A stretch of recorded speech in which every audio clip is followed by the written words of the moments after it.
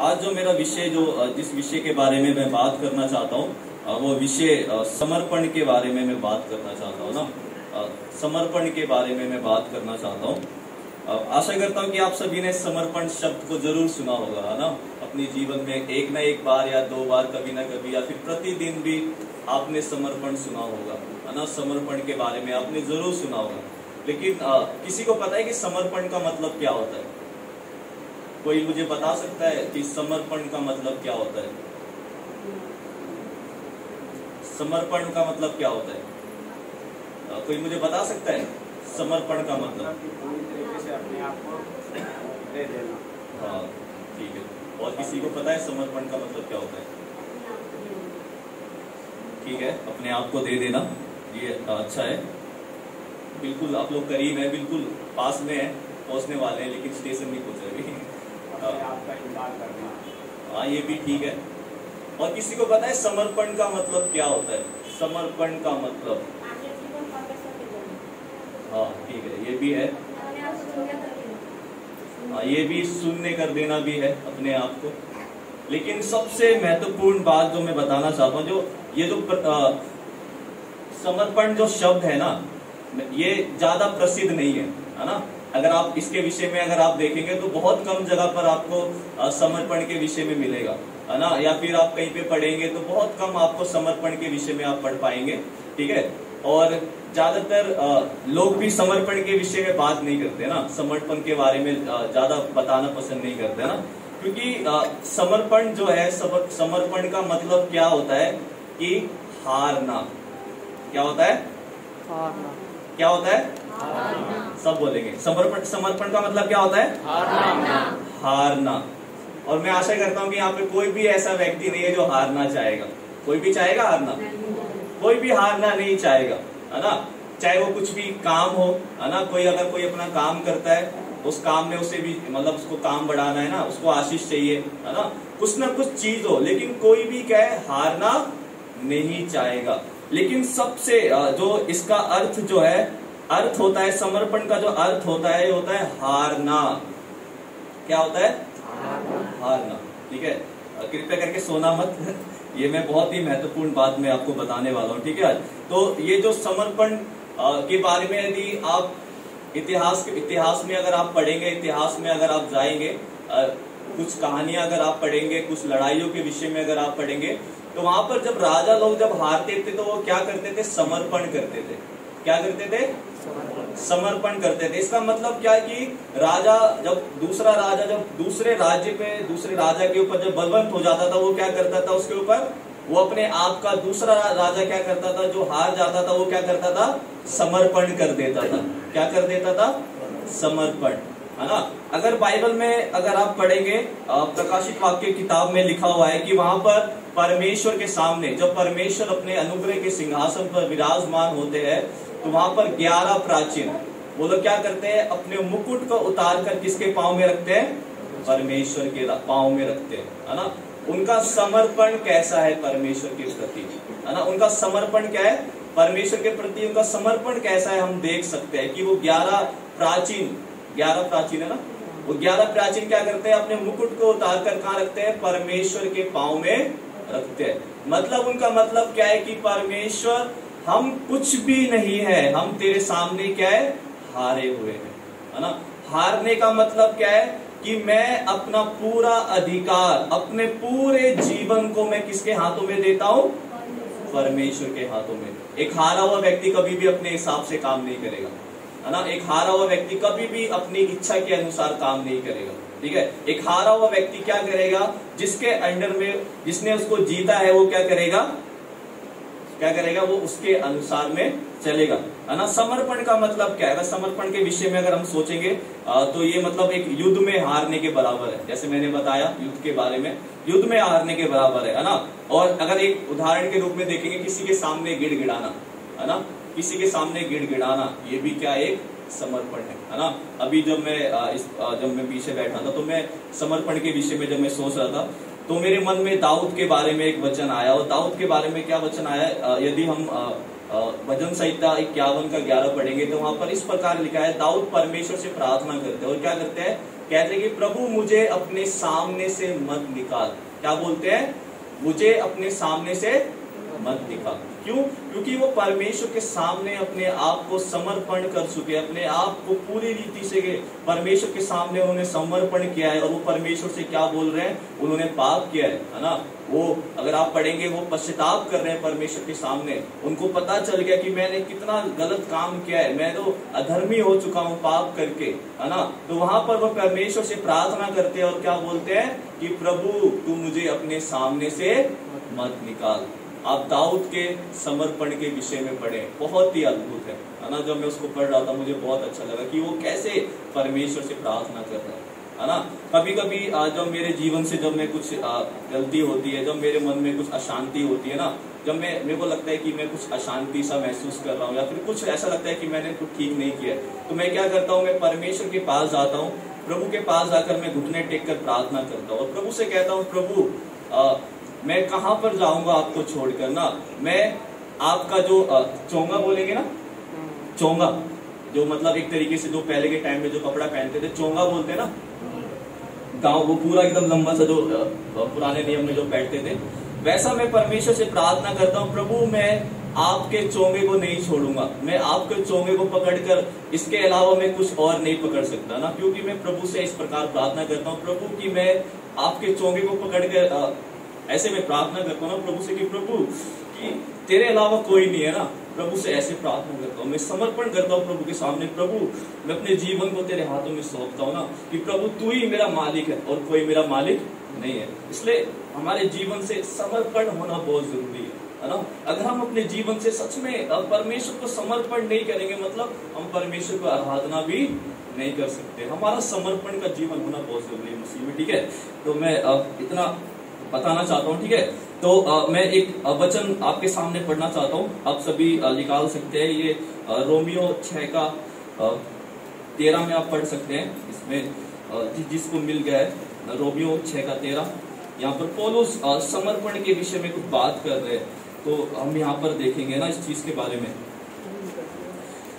Romeo 6 का 13,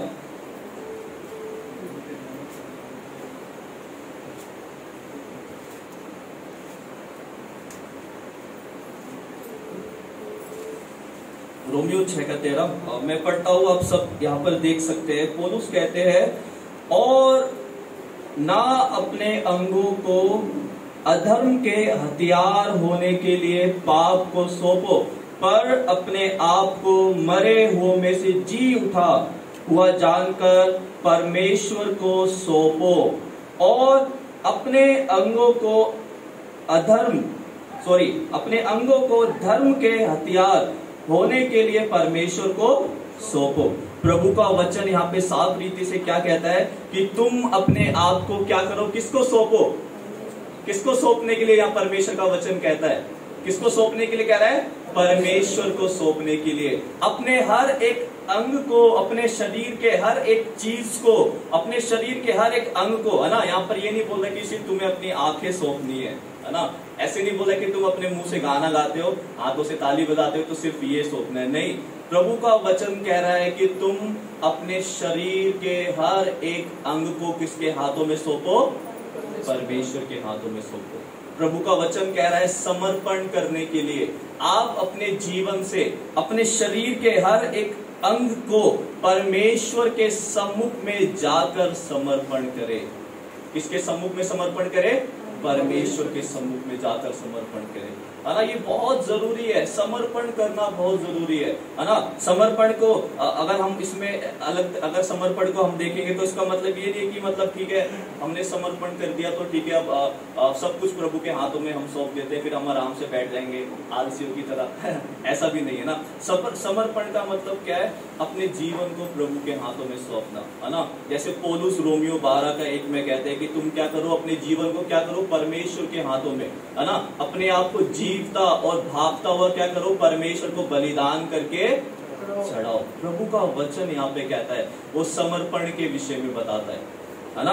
इसलिए हम जब परमेश्वर को अपने जीवन को परमेश्वर के हाथों में जब सौंपते हैं, इसका मतलब कभी कभी हमें दुख भी उठाना पड़ेगा, है ना। समर्पण का मतलब क्या है, कभी कभी क्या करना पड़ेगा, हमें दुख भी उठाना पड़ेगा, है ना। हमें क्या करना पड़ेगा, हमें कभी कभी ऐसी चीजों में, हमने बहुत सी चीजों में परमेश्वर के सामने हमने समर्पण किया, पुरानी चीजें, पुरानी बातें जो मसीह में आने से पहले जो हम नहीं करते थे, करते थे, वो क्या होगा, पुरानी बातें क्या करेगी, हमें खींचेंगी। हम यहाँ जाएंगे, पीछे ऐसे करके क्या, पुरानी बातें क्या करेगी, हमें खींचेंगी, बहुत सी बातें हमें खींचेंगी, है ना। उन चीजों के द्वारा, उन बातों के द्वारा हमारे क्या होगा, हमें दुख भी बहुत होगा। हमारे जीवन में बहुत सी बातों को क्या है, उसको दुख भी होगा। जब हम अपने जीवन को पूरे तरीके से परमेश्वर को समर्पण करते हैं तो क्या है, कभी कभी हम अपने जीवन में दुख भी उठाना पड़ता है ना।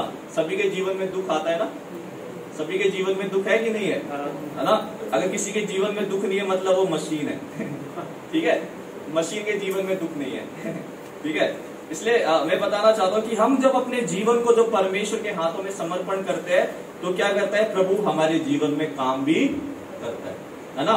और क्या होता है कि जब हम परमेश्वर के अपने आप को जब परमेश्वर के सम्मुख में जब हम समर्पण करते हैं तो शैतान क्या करता है, हमसे दूर भागता है ना। शैतान क्या करता है, हमसे दूर भागता है। ठीक है, क्यों भागता है, जब हम अपने जीवन को परमेश्वर के हाथों में समर्पण करते हैं, है ना। और क्या होता है कि जब हम अपने जीवन को परमेश्वर के हाथों में समर्पण करते हैं तो क्या होता है कि शैतान क्या करता है, हमसे दूर भागता है ना। लेकिन जब हम अपने आप को, अपने जीवन को परमेश्वर के हाथों में समर्पण नहीं करते तो क्या करता है, शैतान हमारे घरों में, है ना, और हमारे जीवन में क्या करता है, हमला करता है। क्या करता है, हमला करता है। हमारे जीवन में हमला करता है, हमारे परिवार में भी शैतान क्या करता है, हमला करता है ना।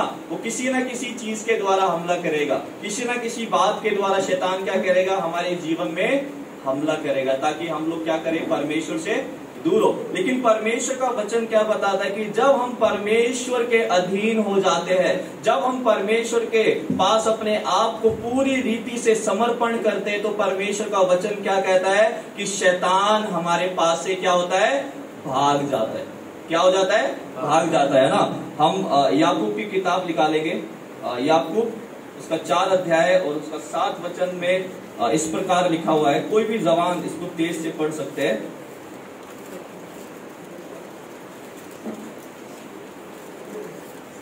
याकूब उसका 4 अध्याय और उसका 7 वचन हम यहाँ पर पढ़ेंगे।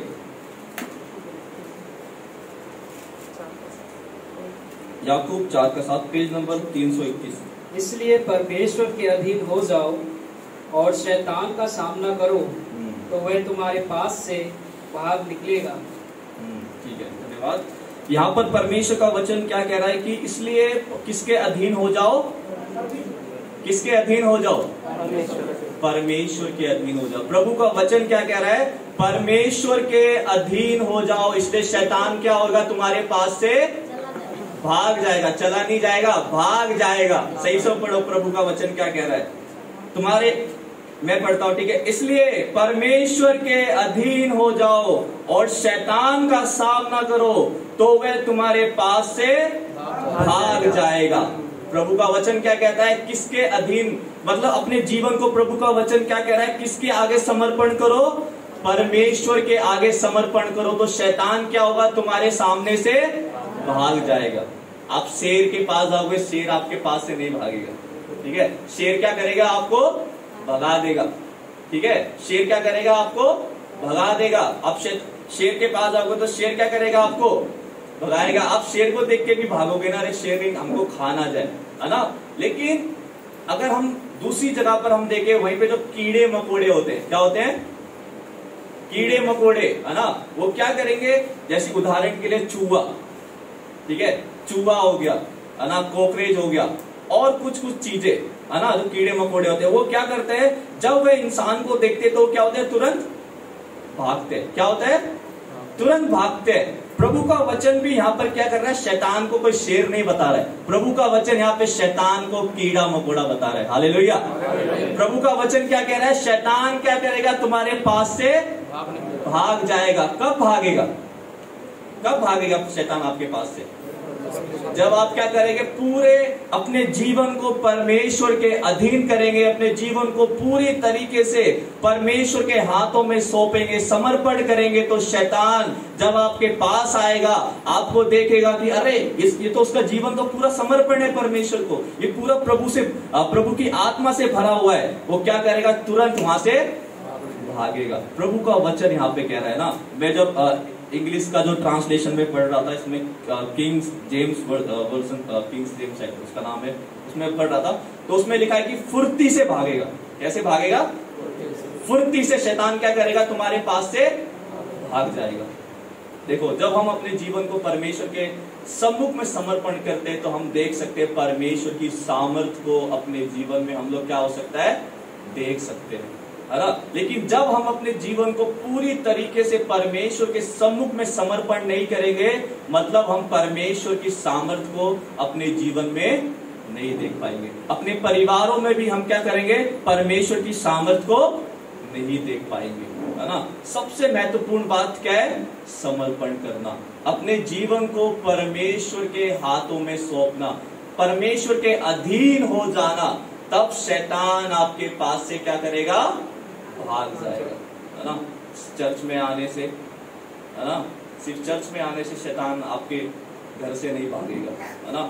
मैं ये मना नहीं कर रहा हूँ कि चर्च में नहीं आना, चर्च में आना बहुत जरूरी है। प्रभु का वचन कहता है, इब्रानियों में पढ़ेंगे तो इब्रानियों में शायद लिखा है, क्या लिखा है कि आपस में संगति करना ना छोड़ो, है ना। प्रभु का वचन कहता है हमें संगति करना बहुत जरूरी है, आपस में मिलना जरूरी है, आपस में प्रार्थना करना जरूरी है। हमारा जो सेशन जो है, हम क्या करते हैं, जब हमारी मीटिंग खत्म हो जाती है तो हम आपस में एक दूसरे के लिए प्रार्थना करते हैं ना, या फिर हम प्रार्थना करते हैं एक दूसरे के लिए। ये संगति करना बहुत जरूरी है, ये हमारी आशीष के लिए। लेकिन जो व्यक्तिगत जो हमारी जो आशीष है, जो व्यक्तिगत हमारी पारिवारिक आशीष है, वो क्या है, परमेश्वर के अधीन हो जाना। हालेलुया, परमेश्वर के अधीन हो जाना। सच में यदि आप परमेश्वर के अधीन हो जाएंगे, आपका जीवन परमेश्वर के अधीन हो जाएगा, मतलब क्या होगा, आप शैतान क्या होगा, आपके पास से भाग जाएगा। एक सच में एक मसीह व्यक्ति जो परमेश्वर के अधीन है ना। मैं जब इस वचन के बारे में इस वचन के बारे में जब मैं सोच रहा था, जब इस वचन को पढ़ रहा था, तो मेरे मन में अचानक एक चीज आई। मैं शुक्रवार को जब मैं इस वचन के बारे में जब पढ़ा, अचानक मेरे मन में एक चीज आई कि जो सच में जो जिसने अपने जीवन को परमेश्वर के हाथों में समर्पण कर रखा है, वो मनुष्य क्या करता है, कभी झगड़ा नहीं करता है, कभी लड़ाई नहीं करता है, उसके जीवन से कभी गलत शब्द, उसके मुंह से कभी गलत शब्द भी नहीं निकलता है। मैं जब इस वचन को पढ़ रहा था, जब मेरे मन में आया कि प्रभु का वचन कहता है ना, मेरे मन में आया कि जो सच में परमेश्वर के अधीन है, उसके जीवन से क्या कभी भी कुछ भी गलत नहीं होता है ना। इसलिए हमें परमेश्वर के अधीन हो जाना बहुत जरूरी है ना। यदि आप चाहते हैं कि शैतान आपके पास से भागे, तो परमेश्वर के अधीन हो जाए। किसके अधीन होना है, परमेश्वर के अधीन। आमोस भैया के अधीन होना है क्या किसके अधीन होना है, परमेश्वर के अधीन होना है ना। हम सभी को किसके अधीन होना है, परमेश्वर के अधीन होना है। जब शैतान हमारे पास से अब क्या होगा, भागेगा, है ना। और हमें सिर्फ कुछ परसेंट, है ना, सिर्फ कुछ परसेंट परमेश्वर को नहीं देना है ना। ऐसा नहीं है कि चलो सिर्फ कुछ हिस्सा हमने परमेश्वर के अधीन में कर दिया, है ना। उदाहरण के लिए 95%, है ना, 95 बोलेंगे ना, 95% क्या है, हमें सिर्फ 95% परमेश्वर के अधीन नहीं होना है, बल्कि हमें 100% परमेश्वर के अधीन होना है। कितना होना है, 100% परमेश्वर के क्या होना है, अधीन होना है ना। मैं आपको एक कहानी बताता हूँ। जब मैं DTS में था तो वहां पर मुझे एक दीदी थी, उन्होंने एक कहानी बताई थी, और वो इस प्रकार थी कि एक आदमी अपना मकान बनाता है, ठीक है। तो जब वो अपना मकान जब वो बनाता है तो वो परमेश्वर से क्या बोलता है, प्रभु जब मेरा मकान बन जाएगा तो मैं क्या करूंगा, अपने घर का एक कमरा आपको दे दूंगा। क्या करूंगा, अपने घर का क्या करूंगा, एक कमरा आपको दे दूंगा, ठीक है। तो क्या होता है कि वो बहुत प्रार्थना करता है, उसका घर बन जाता है, ठीक है। जब उसका घर बन जाता है तो उसके बाद वो क्या करता है, प्रभु को एक कमरा देता है, प्रभु ये कमरा आपका हो गया, आज से आप क्या करना है, इसी कमरे में रहना। वो कहता है, तो उस कमरे में वो वहां पे रहते हैं, ठीक है। लेकिन क्या होता है कि अचानक से उसका गेट बजता है, खट खट खट खट, है ना, जैसे टिंग टोंग जो भी हो सकता है, बेल बजती है ना। वो आता है, गेट खोलता है तो क्या देखता है कि शैतान उसके सामने खड़ा है। कौन खड़ा है, शैतान उसके सामने खड़ा है। जब शैतान उसके सामने खड़ा होता है तो क्या होता है, अचानक शैतान क्या करता है, उसको दबा देता है। क्या करता है, उसको दबा लेता है ना। जब उसको वो दबा देता है तो उसके बाद वो क्या करता है, चिल्लाता है, प्रभु प्रभु मुझे बचाओ, प्रभु मुझे बचाओ।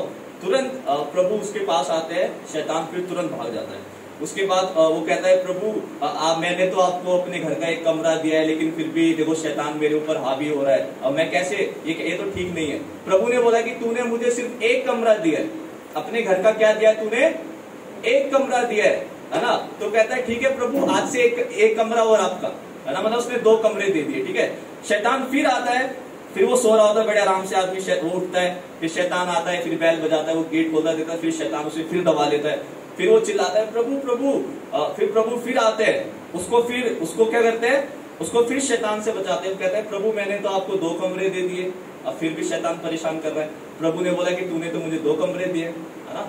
फिर बाद में वो समझ जाता है कि मैं कहाँ पे चूक रहा हूँ, है ना।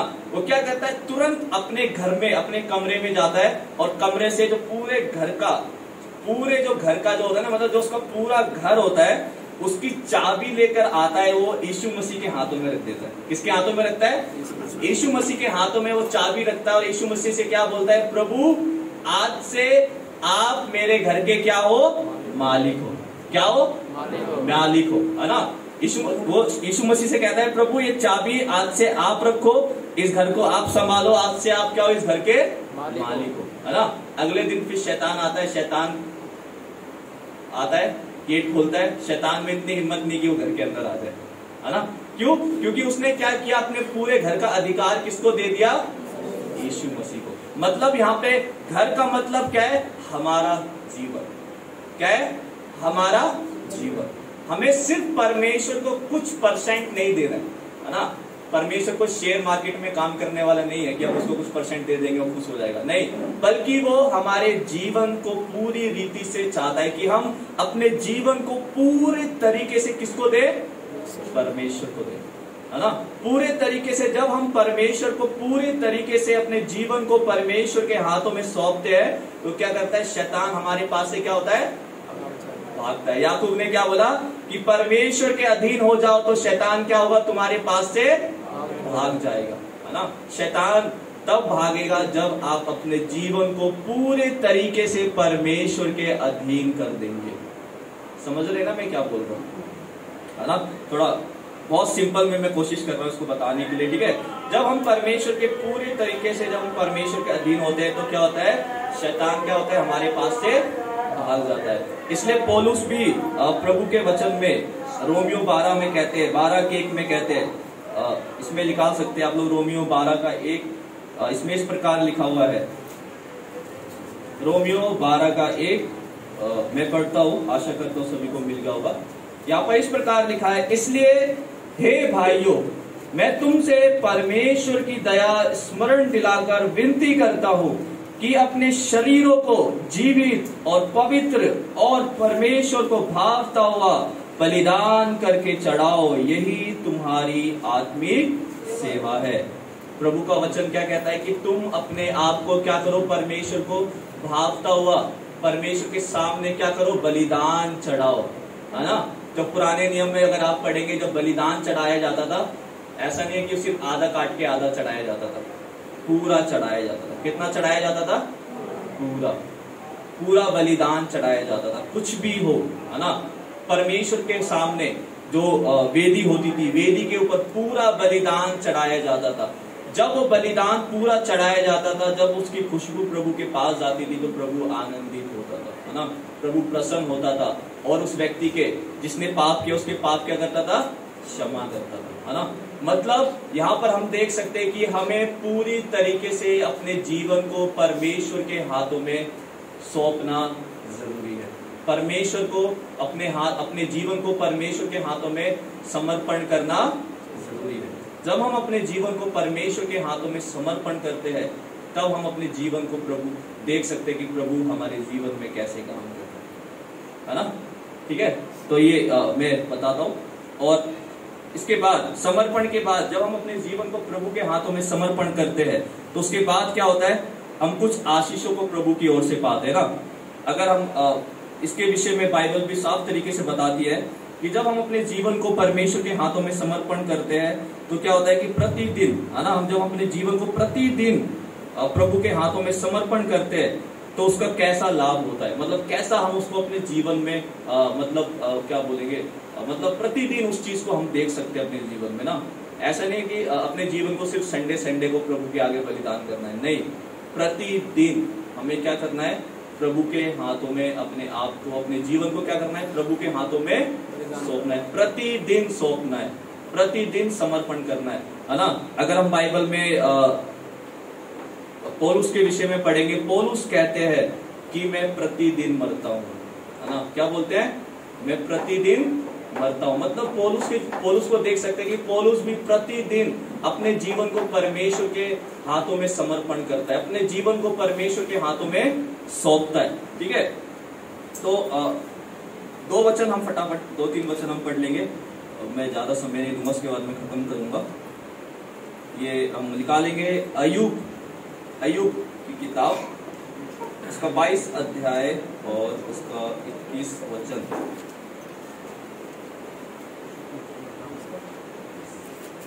अय्यूब उसका 22 अध्याय और उसका 21 वचन पढ़ सकते हैं, जिसको मिल गया होगा तेज आवाज में। उससे मेल मिलाप कर, तब तुझे शांति मिलेगी और इससे तेरी भलाई होगी। हालेलुया। प्रभु का वचन क्या कह रहा है कि परमेश्वर से क्या कर, मेल मिलाप कर, मतलब अपने जीवन को परमेश्वर के हाथों में समर्पण कर, जब तुझे क्या मिलेगी, शांति मिलेगी। जब हम अपने जीवन को परमेश्वर के हाथों में समर्पण करेंगे, प्रभु का वचन कह रहा है तुझे क्या होगी, शांति मिलेगी। हमें शांति का अनुभव होगा। किसका होगा, शांति का अनुभव होगा, है ना, जब हम प्रभु के हाथों में अपने आप को सौंपेंगे, है ना। उसके बाद क्या होगा, हमारे जीवन में हम स्वतंत्रता को महसूस करेंगे। स्वतंत्रता मतलब पापों से छुटकारा, है ना, किससे, पापों से छुटकारा। जब हम अपने जीवन को परमेश्वर के हाथों में सौंपेंगे तो प्रभु का वचन क्या कहता है कि उसने क्या किया है, हमारे पापों को क्षमा किया है ना। अगर हम रोमियो 6:7 निकालेंगे तो इसमें इस प्रकार लिखा है, रोमियो 6:7 में, रोमियो 6:7 इस प्रकार यहां पर लिखा हुआ है,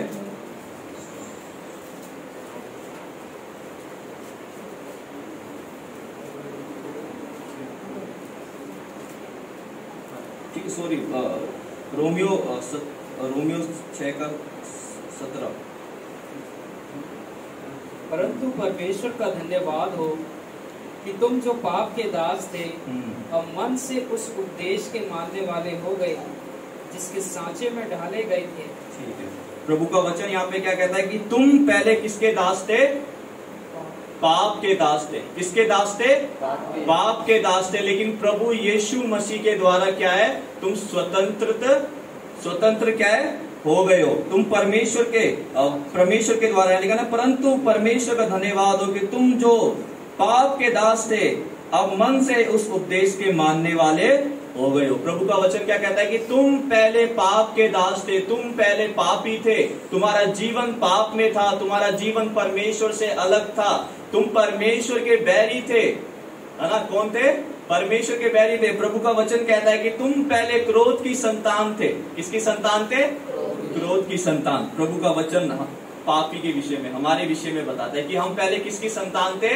क्रोध की संतान। लेकिन प्रभु का वचन यहाँ पे क्या कहता है कि तुम अब उस उपदेश के मानने वाले हो। किसके, उस उपदेश के, मतलब उस सुसमाचार के मानने वाले हो, उस सुसमाचार पर विश्वास करने वाले हो जो परमेश्वर ने तुम्हें जैसे बनाया था, जिस आनंद में तुम्हें रहने के लिए बनाया था, जिस ढांचे में तुम्हें बनाया गया था, तुम क्या है, अब दोबारा से उसी में आ गए हो।